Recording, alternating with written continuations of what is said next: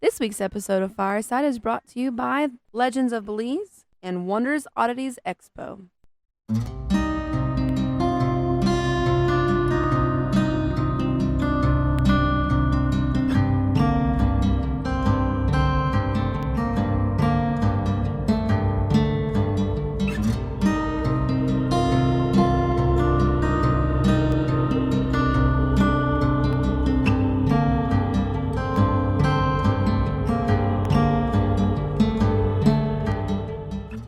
Hello, everybody. You're listening to Fireside Paranormal Podcast. My name is Jordan Cline. I got a fun show planned out today.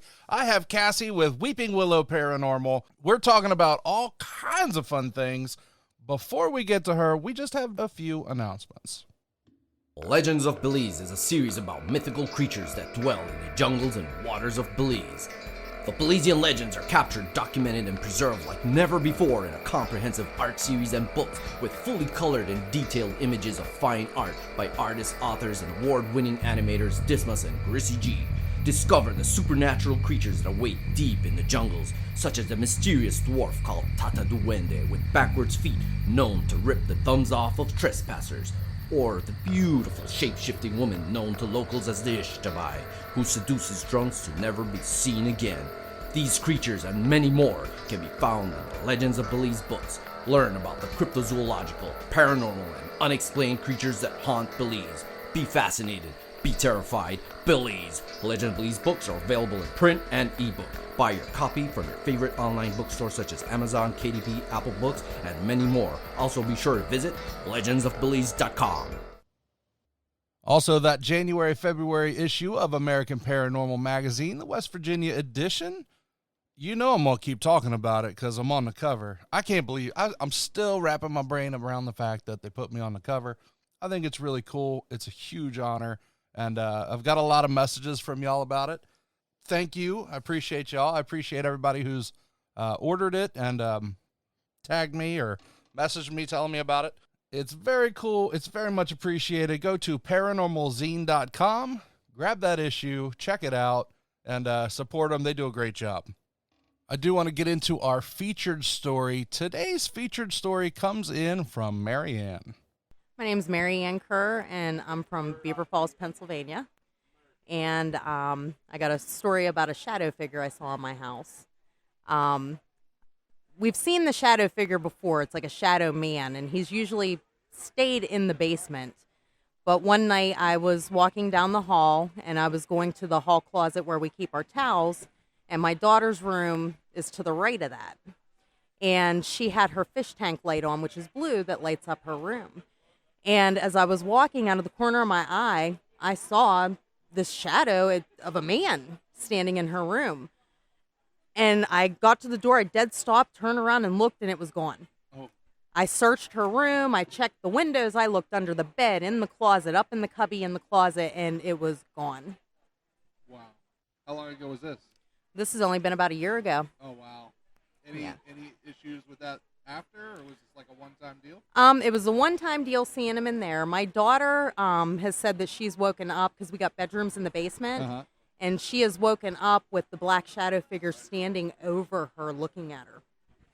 My son and her has seen him standing in the doorway of the bathroom downstairs. We've started seeing a shadow boy in the bathroom upstairs. So, a shadow boy. He didn't come until after we went to the Shanley Hotel in New York.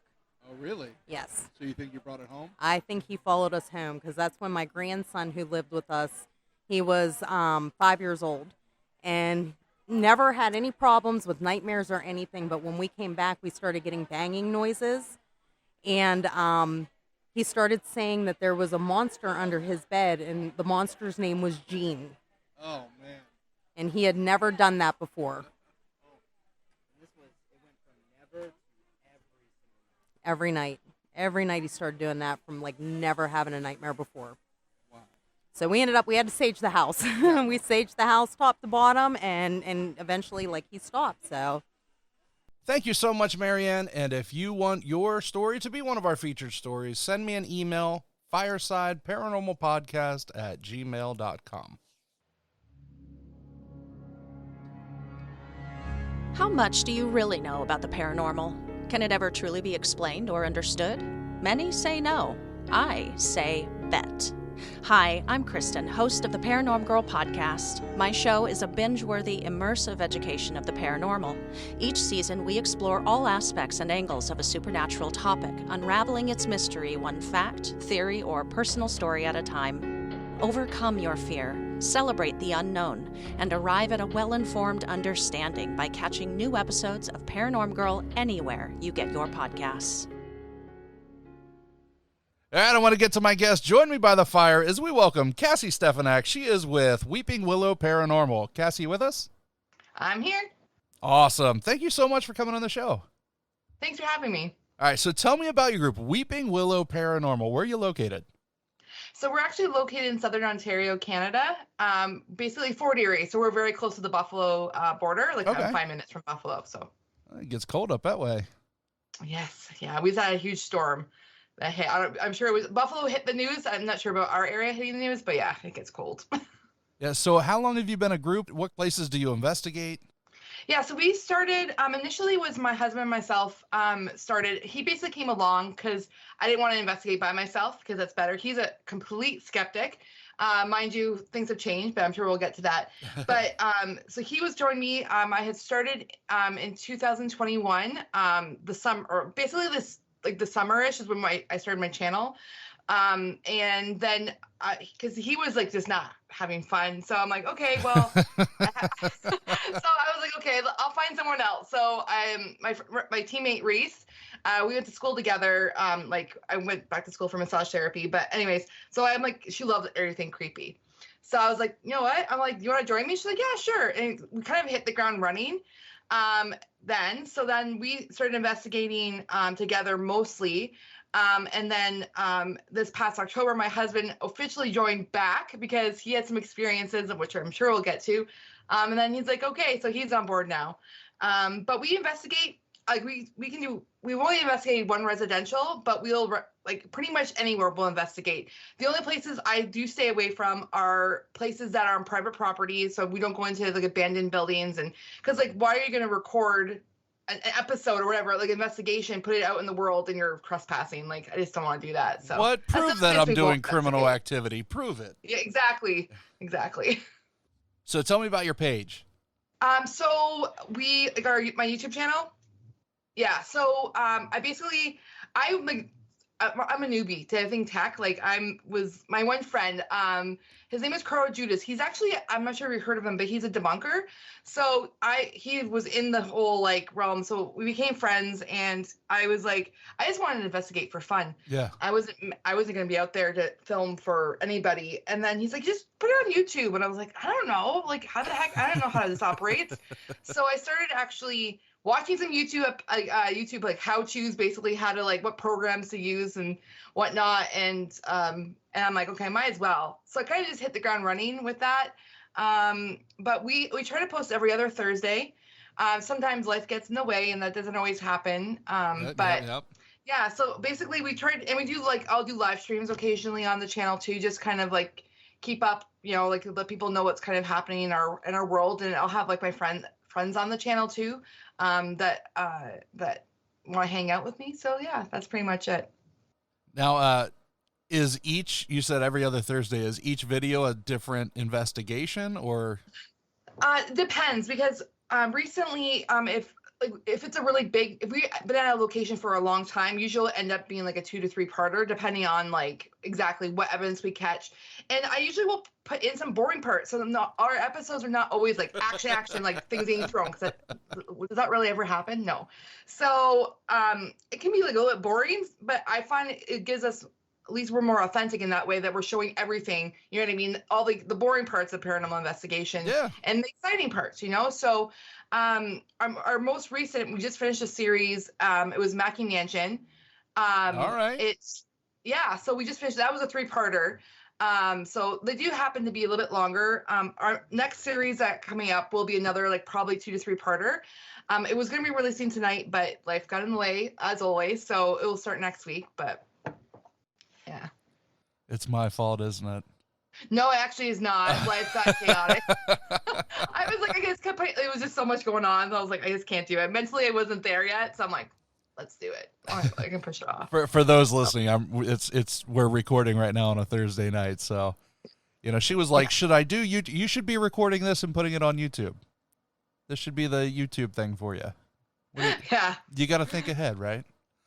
It's all good. I mean, people know, like, stick around. So I also have not put so much stock into like releasing, because then people start feeling like, at least I try not to feel guilty about not releasing stuff like all the time. And that's also because like it costs a lot of money to investigate locations. Yeah, it does. So I might not always have, or free location, whatever, but I might not always have like stuff ready to go out, and I don't want to feel pressured to like keep putting material out. So that's why I kind of gave like every other Thursday, because at least I could maybe get one investigation to last a little bit longer. You know what I mean? So yeah, I mean, life happens. I think everybody understands that, especially in this post-COVID world. I try to stick to a pretty strict schedule of every Monday releasing a show, and sometimes it comes out Tuesday morning, and Lord love my listeners. They don't ditch me because I'm a day late.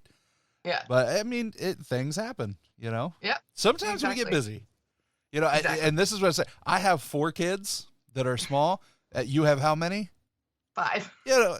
Grace, people. Give us And I work pretty much full time too, on top of it all. So. Give us grace. Yeah. All right, so you've only done one residential place. Yes. Right? How come? Just because we've not had the opportunity to. Mostly it's just, I mean, we have some in the works. Like I have one person who wants like us to come. It's a matter of timing. Okay. So it's just more of the availability, because I don't know if many people really know what we do, because I kind of keep this life separate from my personal life. I'm sure if I had put it out into like my personal Facebook, people would be like, "Oh, my house is haunted." But because of my history of growing up in the church and stuff, I get lectured a lot. So I rather not people really know about my paranormal. It doesn't come up during the massage therapy part? Like you got the real soothing music going, and you're like, "By the way, this is how." Well, actually, I'm not in that field yet. I have to take, because you have to be licensed in Ontario. I haven't taken the test because it's freaking me out to grade it, because it's a huge deal. So I'm working at my work. People know. Like I was just on a training yesterday, and everyone's like, "What? You have a channel?" Like, so they were all like interested. So I actually got a few subscribers at the training, but like my friends and stuff, or like acquaintances on Facebook, don't really know what I'm doing. So yeah, I've said this on Patreon before, and I know that, like you said, a church background. I'm a church boy too. I'm ordained minister. When I started doing investigations, it was actually a type of ministry for me, because we stepped out and started doing it, and all of a sudden we had all these church people that really were afraid in their homes too. But I mean, we had high up people, pastors, we had worship leaders, things like that from different churches in the area, that they're like, "Listen, we're scared, and we can't tell our congregation because they'll judge us too." So we would go in and set them up with other people. It was crazy. Yeah. Oh, that's very interesting. I'm like, poof. Sorry. Everybody gets scared sometimes. Yeah. What are some of your favorite locations that you've investigated? Okay, so I have a list. So I'll break it up. So in Canada, like in Ontario, I've only ever investigated in Ontario, but the Beck House in Petanquishene, Ontario, that location was our first location that we had. Like normally, like a lot of our episodes or like our investigations I'll review footage and be like, "Oh, we caught this EVP," or "We caught this." But at the Beck House, we were like, it was real time. We were experiencing shadows, voices. I'm trying to think what else happened there.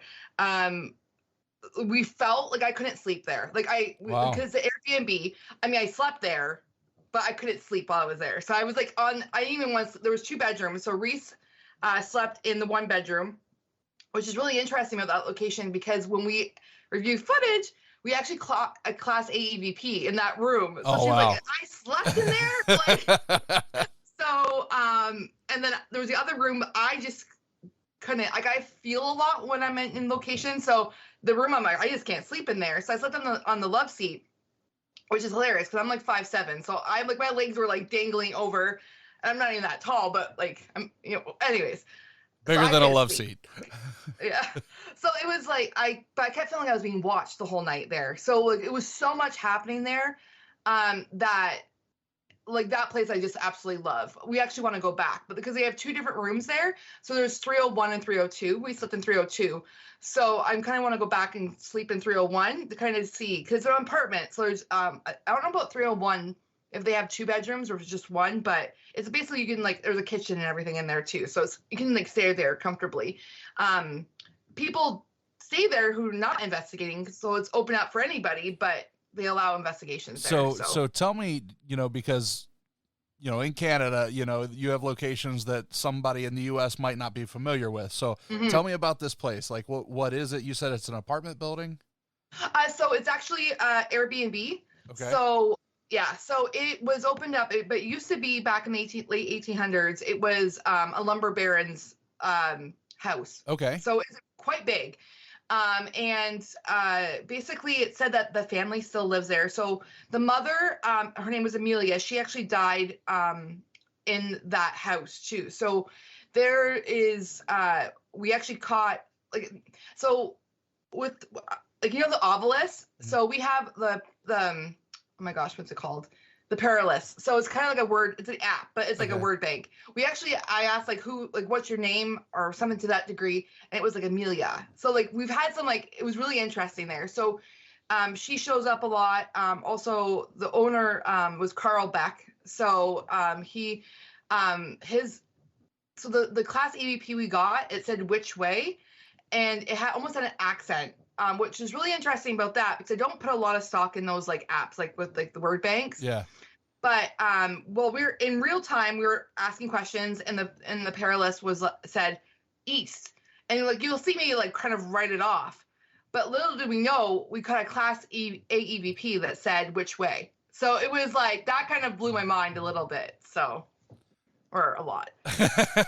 Little bit. Yeah. Okay. So It was pretty good, so basically it was just a mansion. There's also a museum in town that I wanted to see if we can get into.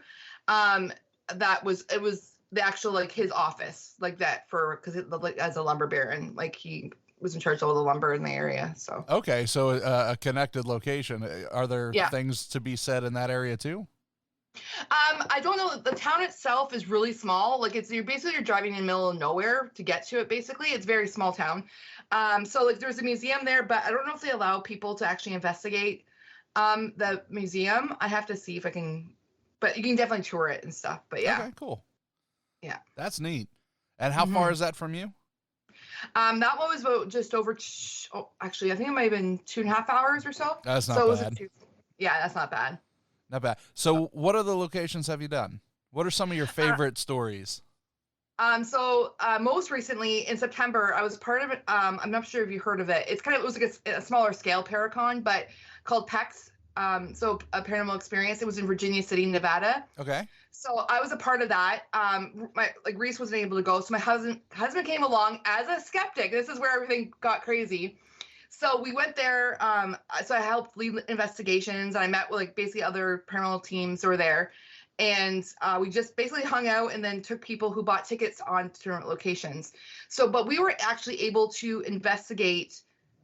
So we had a friend. She came all the way from Australia. Oh, that's neat. As a guest, she just was coming along to meet us. So it was really cool. And so she actually helped us get into she paid for a couple locations for us. So pretty famous ones. So Mackey Mansion and Washoe Club. So, or Old Washoe Club. So we got into those, and the Washoe Club literally blew my mind, because I've never heard so many EVP or disembodied voices, I should say, that I was I heard that, or did you guys hear that? And then my camera audio picked it up. So I'm getting goosebumps even talking about it, because it was so active because a lot of people have gone to the Washoe and were I got nothing. We went, and it was so insanely active. We played poker with a ghost, which was really interesting, because we all sat around a table. There were 6 of us, and we're playing poker, or I don't know if it was proper poker, but anyway, so we held up a card hand to the spirit or whatever. We were we're guessing where he is, or she, and do this hand, and then the REM pods were going off, and we had the K2 meters going into the red. So It was so crazy. I saw like a little head poke out, not like no features, but it was just kind of like you could tell it was like something. Like Shadow Man kind of deal? Pardon? Like a Shadow Man kind of pop out? Kind of, but like light. Like it wasn't like dark. So but a bunch of us actually saw that too when we were there. I did see a shadow pop out of a wall that shouldn't have happened. I believe that was just in the walkthrough. I don't even think that was like my initial, because we kind of, all of us, so there were 3 teams. So there was Cemetery Road, Chasing the Darkness, and me, like, and we kind of like did our own walkthroughs. And so it was just in a walkthrough. I was catching evidence in a walkthrough. We're just basically showing people. So that place was insane. And the Mackey Mansion, also that was kind of like my husband was like, what is happening? Because like he was hearing things. And so that's what kind of started changing his mind. And then Mackey Mansion is when he went, okay, like what is happening? So, but Mackey Mansion, I saw my first, in an investigation, I saw my first full body apparition, a little girl named Emma. Okay. So didn't catch it actually on camera because obviously like will that ever happen? Ever. But never. So I was like, I was looking straight, we were in the dining room. You'll hear me in if you ever, like it's in part 2, I believe, of my series. And it's kind of near the end of it. And I'm basically I'm like looking and I'm like, guys, is there a doll there? Because like, my brain is trying to rationalize what I'm seeing. And I'm like, oh yeah, there's like over there. They're pointing in the opposite direction to the left. And then I'm like, no, like, oh, it's like a gargoyle. I'm like, no, like in front of us. And they're like, no. I'm like, okay. So it wasn't in full focus, but it looked like a little girl in an antique dress just standing at the table. And I'm getting goosebumps still. Like that blew my mind. Because I've seen apparitions in my house, but never on an investigation. Anything that clear? Nothing. Never. I've seen shadows or like that weird face that popped out, but it wasn't like no features. But to the fact that I'm like, is that a doll? Because like my brain is like, what am I seeing? You know? So. And it's always the situations like that. You're like, do I even think to like pull out my phone and try to get a picture or? Yeah, well, and we were videotaping it, right? But like, I was like, please have like an orb. Not even, I mean, orbs a lot of the time are dust, but like, is there something there, like something? But so nothing were you videotaping, like pointing towards the area that you were seeing? Yes. Okay. And there was no. Oh wow. Okay. I know. That's why I was like, what the heck? So. Yeah, that's cool. Yeah. Okay. Yeah. Now. These experiences what caused your husband to join the team back? Yes. Yeah. He was, and now it's funny because I had to go to a local investigation back in November because that was all in September. And he's like, he had to stay home because we couldn't get a babysitter for the kids, right? So he was like, he's like, oh man. So now he's actually jealous. Like he can't come along. So, where before he's like, yeah, just go. Like I don't care. Yeah, you're fine. Have a good time. Yeah, exactly. That's cool. What kind of equipment do you use? So I pretty much like actually that case. Well, no one, obviously your podcast, no one will see it. It's full of all my equipment, but so I have a camera and I have so I started off with like a cheap Amazon camera, but then I bought a Sony AX53. Okay. So it has night vision. So I did like that's another thing. When I get like a thought in my head, I just run with it. So but I didn't get that camera until like December. So we were already been investigating for like. Well, December of like 2021. So we were been investigating for like, like half a year by then. But so, and I have digital recorder. I have the Paratune. So it's like a music box that's motion sensor. I have some REM pods. So, and then I use like Spirit Talker apps. I don't, like I said, I don't really put a whole heck of a lot of stock in it, but it kind of is nice to just use because you never know. Because I mean, I got that weird thing with Amelia, or it said East. So we've had some stuff that kind of correlated with our investigation, but I still don't go like, I don't like if it says like demon or whatever. I'm like, we just like, we're like, whatever, So we don't put a whole heck of a lot of stock in it. We have cat balls, but those ones, they're okay. But if I've learned that if a battery's dying, they'll go off randomly. So it's kind of hard. But I mean, with any paranormal equipment, you have to kind of be a skeptic when you're using it because you can't, you know what I mean? The only thing I really can trust is EVPs. So like digital recorder or the audio through my camera is usually when I'm like, okay, that's weird, So yeah, and it's tough with all the equipment out there because, like you said, it could be a battery thing with the apps. I mean, With an app, Yeah. everything you hear is programmed in. Yeah. So, so it does make it tough. Yeah. Yeah. So, yeah, I'm trying to think what else we have that specifically. Oh, this might be giving away something. But we had some time to kill for me and Reese before Investigation that I'll be releasing next week. But we bought spoilers. a doll. So we were walking by the toy section and all these dolls started going off. So they were motion sensor. So we're like, No. oh. We're like, so like I started Googling, I'm like, what is this doll? Like what's setting it off? And it's motion censored. So we bought it. So No, that is one thing I cannot do. No. No, those motion sensor dolls. I'll tell you, when my 10-year-old, when she was, 1 or 2 or 3, something like that, somebody had given her one of these dolls, and she was asleep, and we were walking through, and just my wife and I, she just happened to have the doll like by our bedroom door, and we were like walking through, and the lights, turning all the lights out to go to bed. You just hear, we're like, nope, it went straight to the trash. Oh my gosh. Straight to the trash. Yeah. It was so funny because my kids were saw it and they're like, "What is this?" I'm like, "It's not for you guys. It's for my kid." So I haven't actually reviewed that part of the footage yet, so I don't know. But we basically set it up in a room with the static camera on it. Okay. But what's really weird is that the batteries completely died. We put brand new batteries in it, so right away because we didn't know how long it's been on the shelf. So we did that. We literally had to buy a screwdriver at Walmart to do it because we didn't have a screwdriver on us. So but we did it, and it was dead. So I'm really curious to see if it actually went off, because I'm like, why would it be dead? You know what I mean? So I don't know. I have to look at the footage, but it was. So you haven't even reviewed the footage yet? Not yet for that. Not that part. No. Oh, it's all still fresh. Yes. Yeah. All right, so I am going to ask you, because every group I have on, I always ask, if you could only take one piece of equipment, obviously a flashlight. Oh, yeah. But one piece of investigation equipment, what would yours be? Probably my camera, just because that can get a visual of something happening potentially, or an audio of something happening. Video camera or picture camera? Video camera. Because I've got most of my EVPs off my camera, not even a digital recorder. Really? So, yeah. Well, that's good. Yeah. Now you just need to get the doll ghost. Oh my gosh, that would have been I don't even know. I'm still I can still picture her. That's why I'm like, was I just making something up in my brain? But I can still picture her. Oh, it's so weird. Now, you said you've seen things in your house too. What kind of things are you seeing?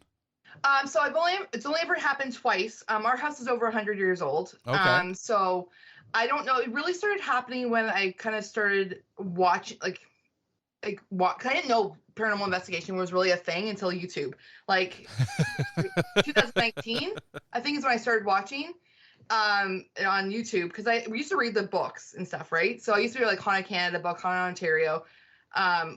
So I knew about I kind of had experiences growing up, but not I couldn't reason them out. So anyway, so then when YouTube opened my eyes. So then I was opening myself up more, I think, to the whole realm. So one night my husband was working out of town. He worked out of town for 4 years. So I was home alone in my room, and I got startled awake, because I know I was awake when I saw it, because I literally I was fine, woke up, saw this lady with a hood on, basically looked at me, and then she floated into my closet, and then my heart started racing. So I know it wasn't I woke up because of a dream. It was so that was creepy.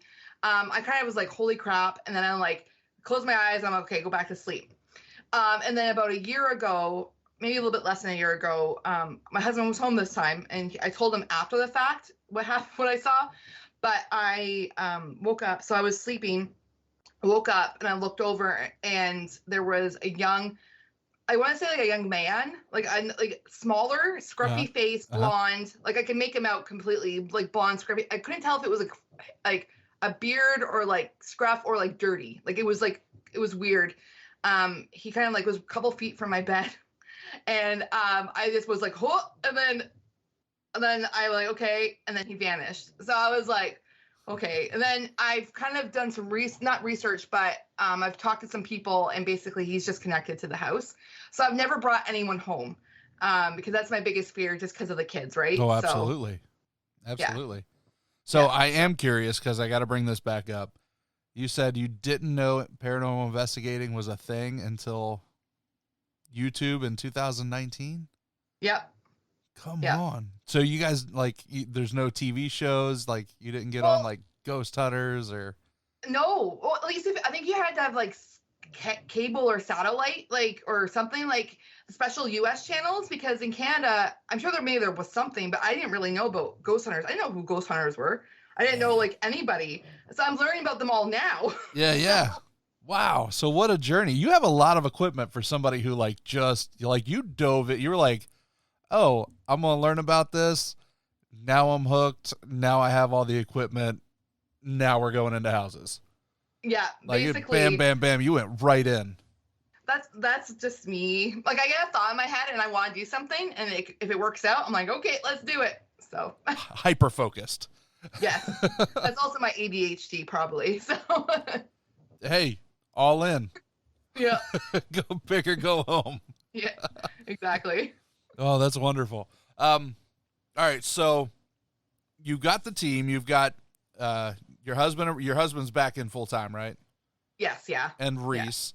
Yeah. If I were to ask them kind of what their favorite or let's say scariest experience on an investigation so far, what do you think everybody would say?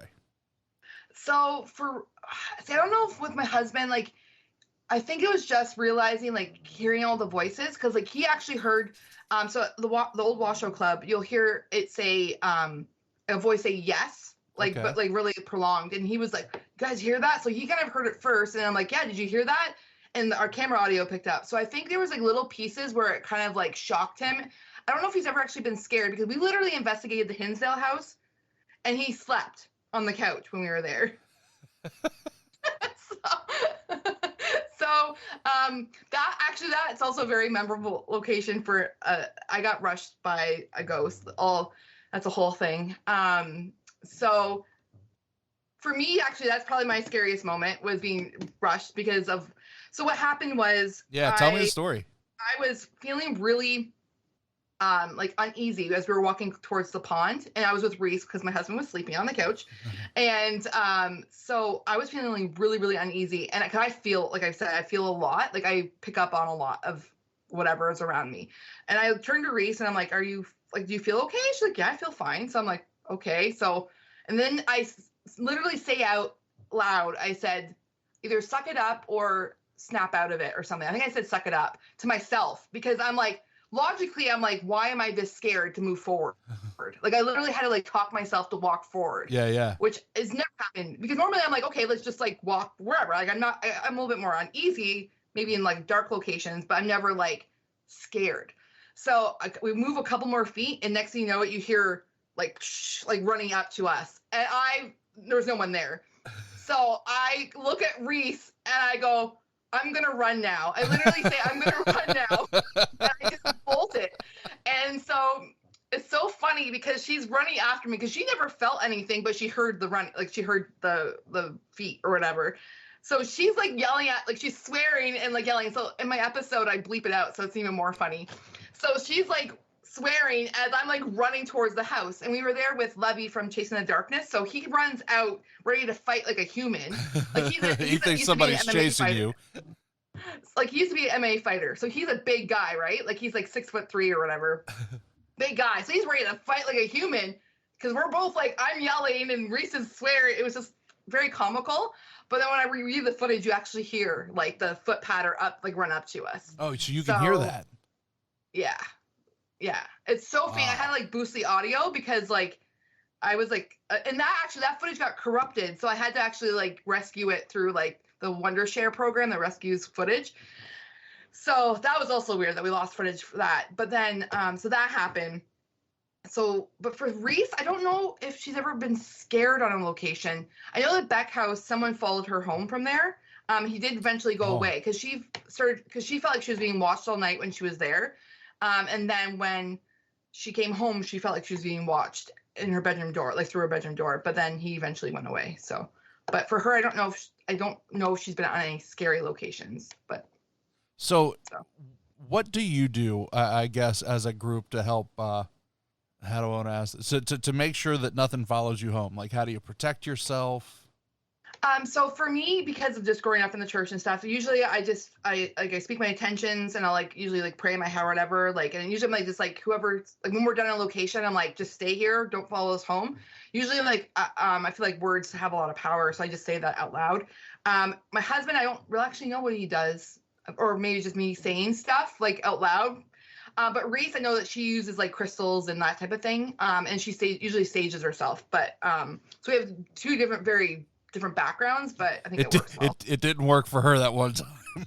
No, that was interesting. So, man, so you seeing things in your house, like, do you feel that you were sensitive or anything like that, or do you just feel like you were in the right place, the right time? I feel like growing up, I've always had different experiences. I don't really talk about it loud because it make me sound crazy. But growing up, they always said I thought it was spiritual warfare, so I was always trying to rebuke it away. So I kind of like just pushed that away. So because I've always been interested in all that type of stuff, right? Reading the books and stuff. But for that instance, I had it ever since I was a little kid. So anyway, so I would rebuke it away. But then, so I always feel like that. And I also like feeling people's emotions and stuff. Like, so I empath, like 100%. Mm-hmm. And now investigating, I feel like it's just getting stronger too. Like I'm starting to feel more. Cause I've always done it. I've always freaked my kids out. Cause I'm like, is something wrong? And then they're like, no. And then I find out what's wrong just because I feel like there's something wrong. Or my husband, I always freak him out. So I definitely think in that sense, I have that type of gift, I guess. So, well, they say that everybody has some, like a spectrum, right? There's everybody has some level of sensitivity to something, you know? Yeah. And that's very vague. I'm sorry. Some people are sensitive to chocolate, right? No, as far as like spiritual sensitivity, you know, I don't want to say like psychic, you know, but you're open up to things and senses. And the more you use them, it's like a muscle. Yeah. Right? The more you focus, like if you go out and say, man, I'm thinking about a yellow car, and then all day you're like, there's a yellow car, there's a yellow car, there's a, you know, you're seeing it more and more because that's kind of what you're looking for. And I think it goes the same way. Yeah. Yeah, I think that's what happened to me because I wasn't investigating yet. So I think that's when the ghost lady showed up. I think she would just be like, yo, like, hello, you know what I mean? Like, I think that's what kind of happened. So, and then the boy, I don't know. I think he's just trying to, I don't know. He's connected to our house or the land at least. So. How often have you seen them? Is it just the one time with each? Yeah, just the one time. Like we've had some weird things happen in our house, but maybe it can be easily like, so what happened the one time we've actually found out was our cat opening our back door, not a ghost. So debunk that one. So, that one was like, first we're like, what the heck? Then I heard scratching at our door and I was like, what the heck? So I go and I see my cat bolt outside. So he opened our door. So that was easily debunked. But I mean, it was going on for like a year. We're like, why is our back door opening up in the middle of the night? You know, it should have been locked. That was weird too. So, but we don't know where it learned that trick. It's because it's the easy type of door. I mean, it's a heavier door. Our cat's crazy. He's a great cat, but so luckily our dogs have never gone outside when he's done that. Like he could easily just been like, whoa, door's open. But anyways, but the one time, I can't necessarily say if it was paranormal or for just a weird thing, but I was in my living room and I heard my daughter had walked into the kitchen and we have a bathroom off of her kitchen. So she was just going to the bathroom. So I heard like glass shatter. Like I was like, holy crap. So I'm running into the kitchen, yelling my oldest daughter's name, thinking she had grabbed the glass and everything fell on her. So I run in, I'm like, Elida. She's like, what? She was just in the bathroom. So I was like, what the heck happened? I look and there was a mug, a coffee mug had come out of her cupboard and it was upside down in like probably like, I don't know, 3-4 feet away from the cupboard, upside down, not broken. And I was like what? But you heard it break. I heard it sounded like glass shattering. It's like, so I literally ran into the kitchen yelling my daughter things. I thought she had grabbed the glass and things fell on her. Wow. That's how loud it was. Yeah. But no, it was just a mug upside down, not broken. Oh man.